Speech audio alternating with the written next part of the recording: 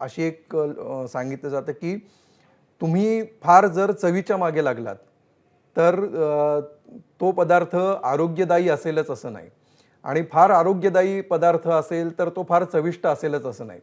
तर हे खरं आहे का? आयुर्वेद काय सांगतं याच्याबद्दल? असं नाही वाटत. म्हणजे असं नसावं किंवा अच्छा. नाहीही. याचं कारण असं की चव ही प्रत्येकाच्या नुसार व्हेरी होते. कुणाला काय आवडेल आणि कुणाला काय आवडणार नाही हे सांगता येत नाही. बरं.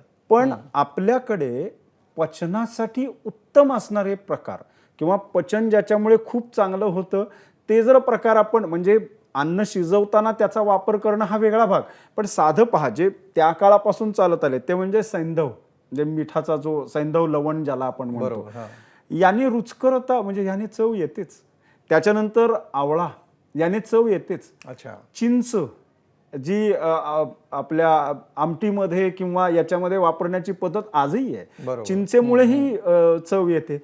त्याच्यानंतर रोजच्या ह्याच्यात आमसूल म्हणजे आता काही विशिष्ट भागामध्ये वापरतील तर प्रत्येक भागामध्ये अशा चवीचे काही ना काहीतरी झाडाला येणारी फळं किंवा नैसर्गिकरित्या मिळणारी ही अशी काही साधनं याच्यामुळे अन्न हे रुचकर आणि चविष्ट होऊ शकतं.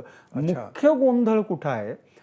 प्रिझर्वेशन आणि त्याच्यानंतर त्याच्या ज्या त्याला म्हणजे विकृती हा संस्कृत शब्द आहे. विकृती याचा अर्थ विकृती असं नाही. दुधाला म्हणजे दह्याला दुधाची विकृतीच म्हणतात.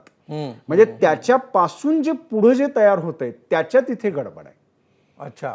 अन्यथा उत्तम जेवण हे चवदार आणि रुचकर असतंच. तुम्ही पहा ना चिंच म्हणलं तरी आपल्याला आता आता आता आता आंबे मोहर आलाय, आता कैऱ्या यायला सुरुवात होती. त्याचा वापर आपल्या आहारामध्ये किती होतोय? म्हणजे त्याची काय पन्ह येईल, त्याच्यानंतर त्याचं कोशिंबीर त्याची करतात. मग हे चवीबरोबर ते आरोग्यदायी पण आहेत.